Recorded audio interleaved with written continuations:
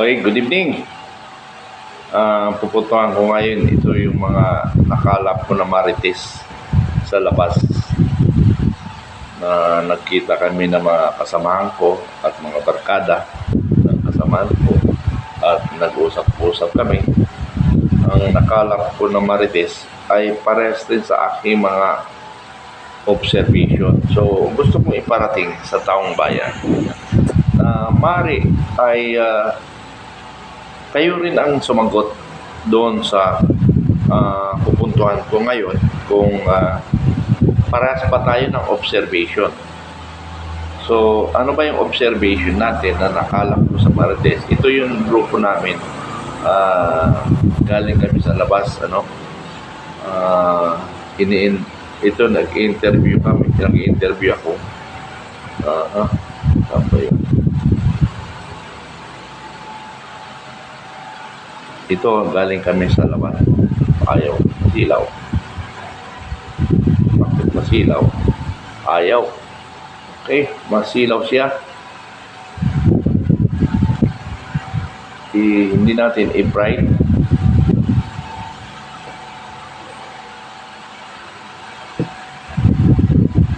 Ayun. So, yan yung grupo namin na nagkalap ako ng Marites. Na dati ko, mga kasama ko ito sa Vanguard. So, ano ba ang mga na pag-usapan namin? Ang napag-usapan namin na para bang ang ating Pangulo ay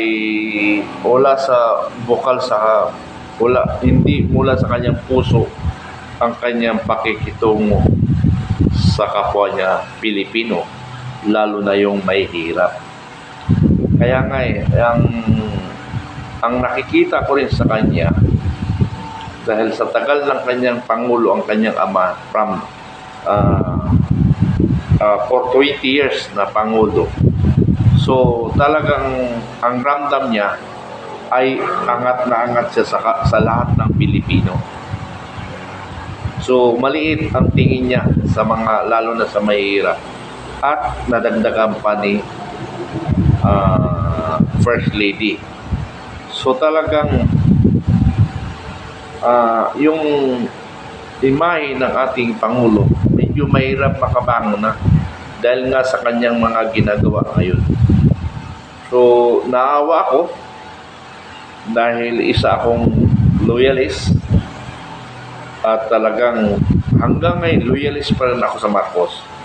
Pero sabi ko nga lang, ay ako ay nagsasalita sa social media hindi para kalabanin ko si Pangulong Marcos. Kasi sabi ko nga, hanggang loyalist ako, ako'y nalulungkot at naawa kay Pangulong Marcos dahil bakit ganun siya, nagkaganon siya. Na hinaral natin at nanalo. Sabi ko nga, babalikan ko, sabi ko nga kasi nag-usap ko sa kami ng mga Vanguard of Democracy, 6 million yung aming naisuporta more or less.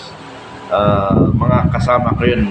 So, nagsama-sama na siguro yung membro at saka followers. Ang problema lang, yung 6 million, mahirap ko nang hanapin. Pero anyway, may mga commanders pa rin akong natitira on the ground na anytime yan, pwedeng pakilusin pa. Dahil nag-aantay lang naman sila ng pag-uutos. Pero normally, magkakaroon ng, siyempre, meron tayong dapat pinansyal. Sana yung aming nilalakad ngayon ay magiging successful. So, sana ipanalangin natin kasi ang dami ko ng failure. Gusto ko na rin sumuko. Pero kung susuko ako, ano rin ang gagawin ko sa buhay? So, try and try until you die. Ganoon naman talaga eh. Subukan natin. Malay mo, maging successful tayo kaysa naman nakatunganga lang ako na walang ginagawa. Mahirap yung retired na walang ginagawa. Mas madali ang buhay mo. Kasi una-una, hindi na-exercise yung utak mo at hindi ang iyong physical. Hindi rin na-exercise. So, kinakailangan maging active tayo. Kung ano yung pagka-active natin nung nasa active military tayo, ay dapat gampanan natin or ipagpatuloy natin. So sabi ko nga, yung nakalap ng Martes ay talagang wala talaga. Yun ang masasabi ng mga taong bayan. Wala sa puso niya kasi nga lumaki nga sa pagka-oligarchy. Pero mo 20 years na nakaupo. Tapos patuloy siya nakaupo sa bilang namumuno sa gobyerno, senador. Pero wala rin nagagawa. Sorry kasi wala akong nakikitang narinig sa'yo na maganda na nagawa. Lalo na sa Senado. Kung hindi ako nagkakamali bago ka kandidato ng Vice President yata or sa pagka-presidente, na wala ka man lang naipasa na batas sa tagal mo nagiging senador.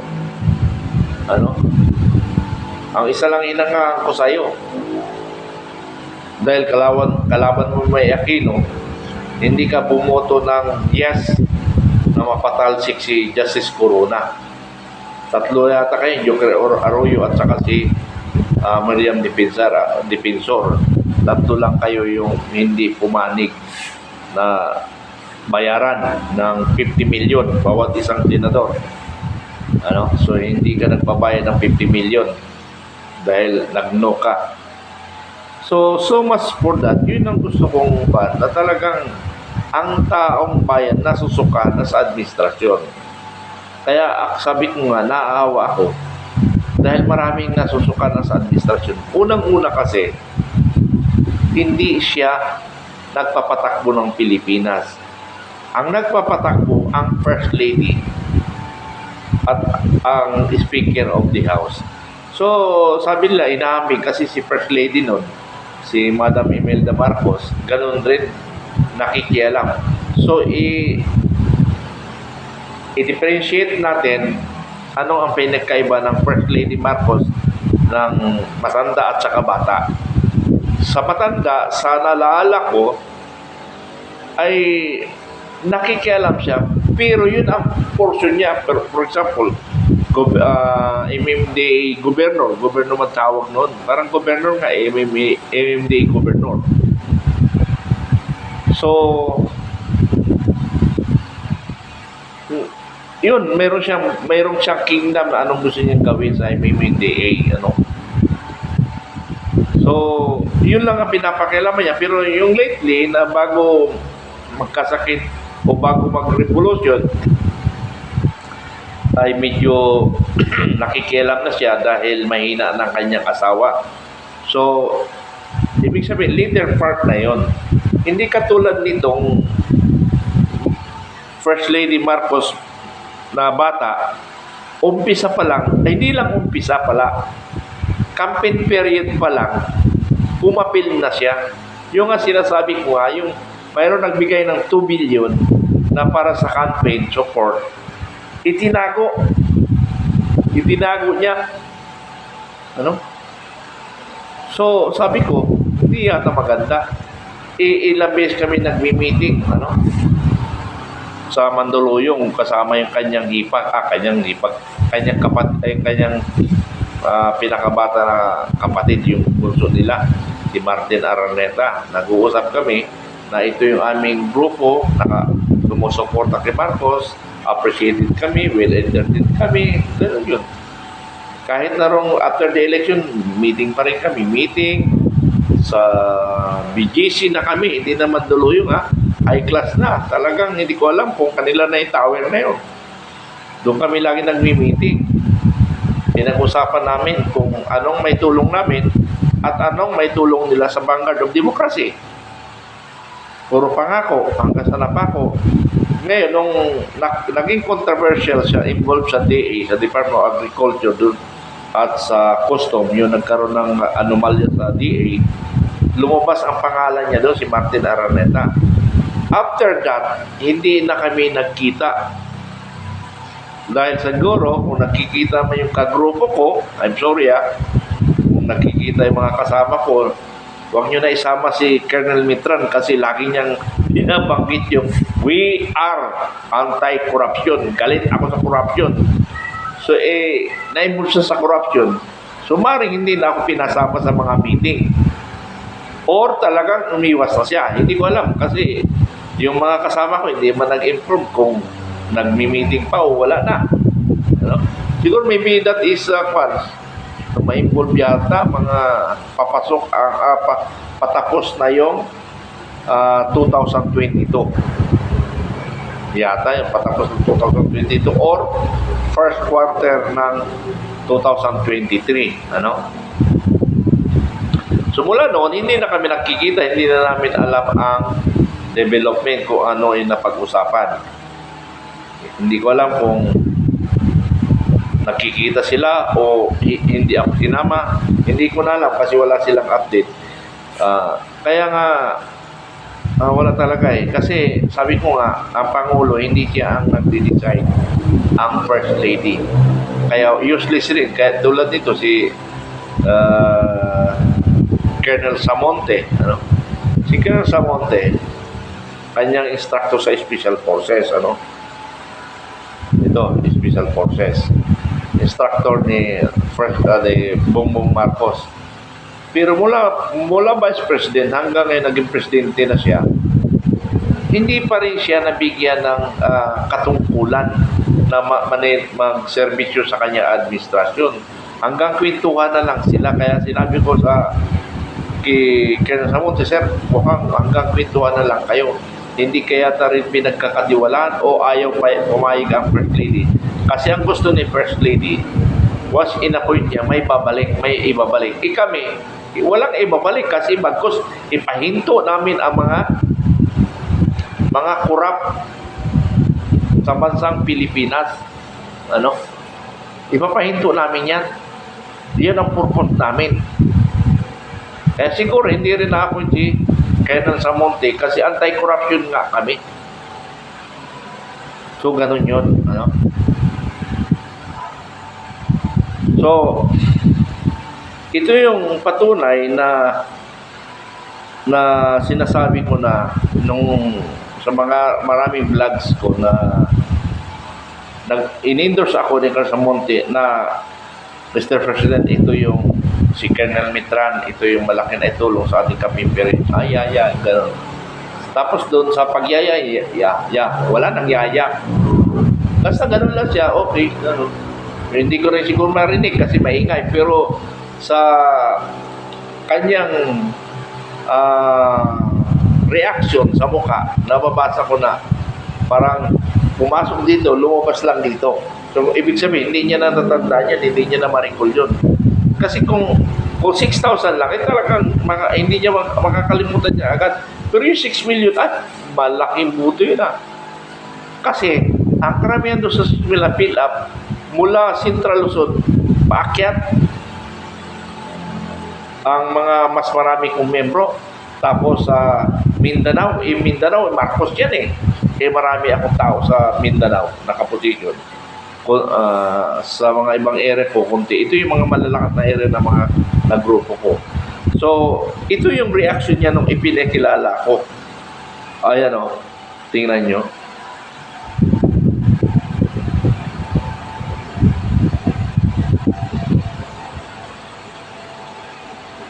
Saan ba? Makita ba ako dyan? O hindi? Ayan, pinakilala ko dyan. Wala. Mabuti pa yung anak ko at nakabayan ng anak ko. Although nakabayan rin pala ako. Ito yung anak ko. Nakabayan niya yung anak ko.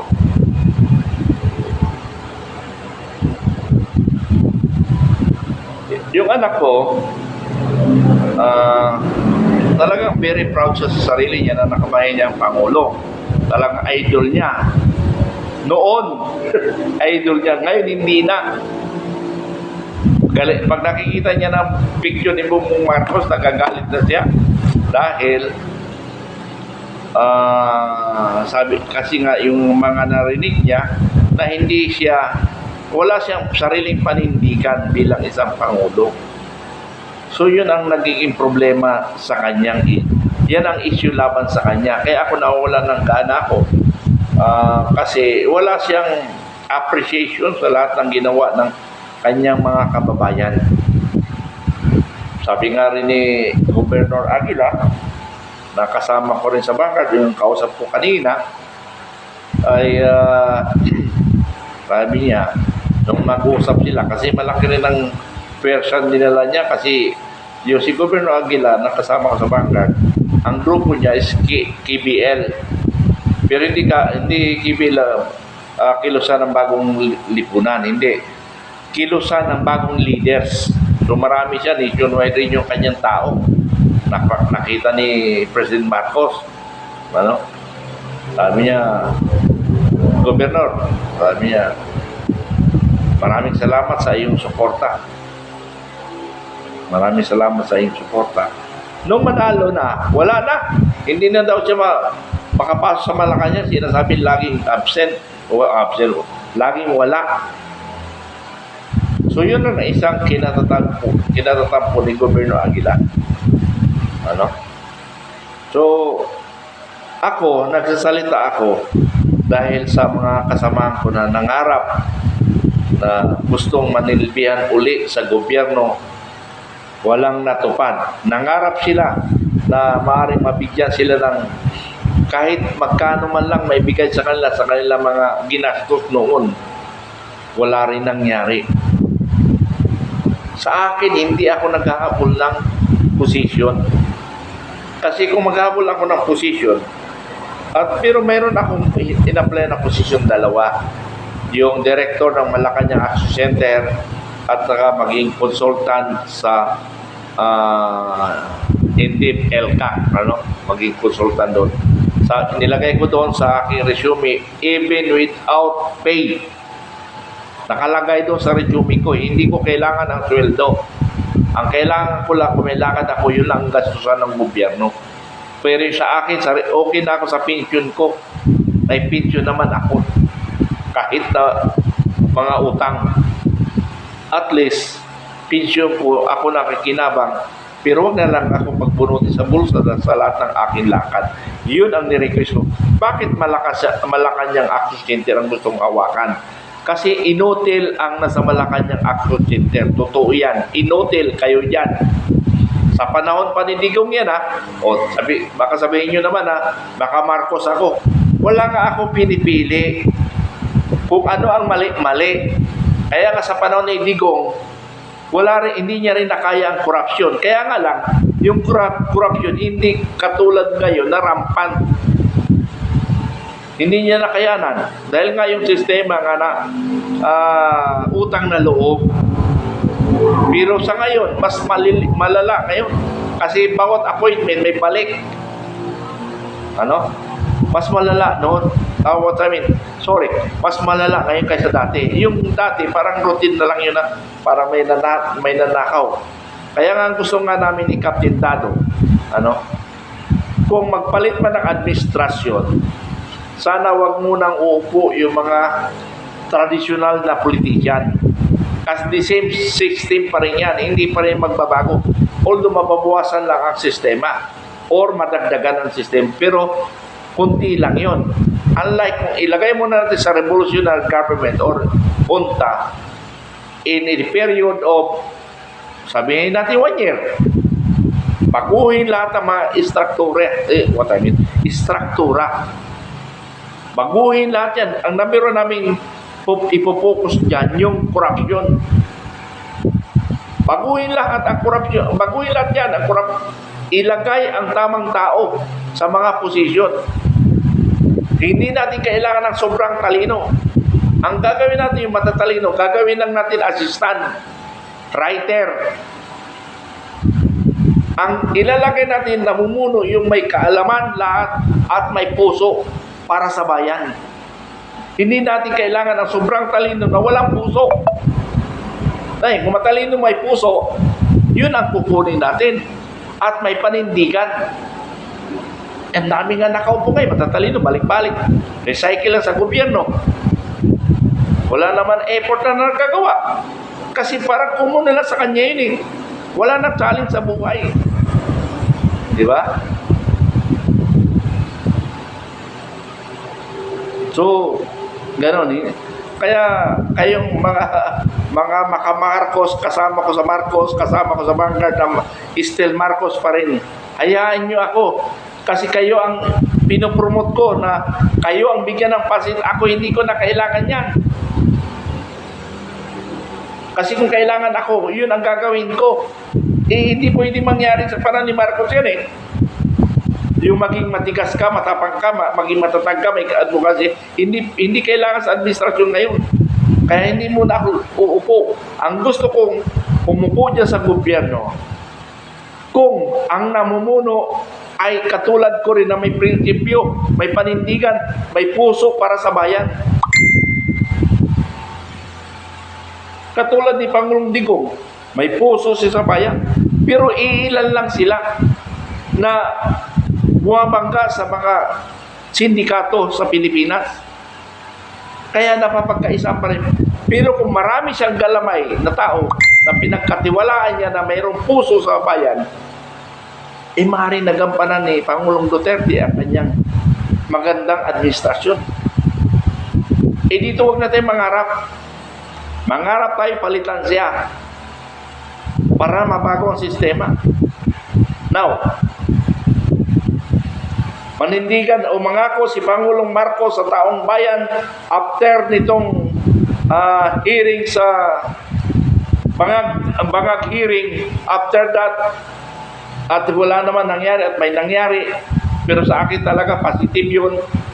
Ang gusto ko lang mananawagan siya, mga kababayan, umabot na ako sa aking 2 taon na pamumuno at alam ko marami na kayong masabi sa akin, marami na kayong issue laban sa akin at nakikita ko rin na may kamalian ako. Pero ngayon sa harap ninyo, mangangako ako ang aking mga campaign period, ang aking campaign line na mga sinasabi nun ay gagampanan ko ngayon.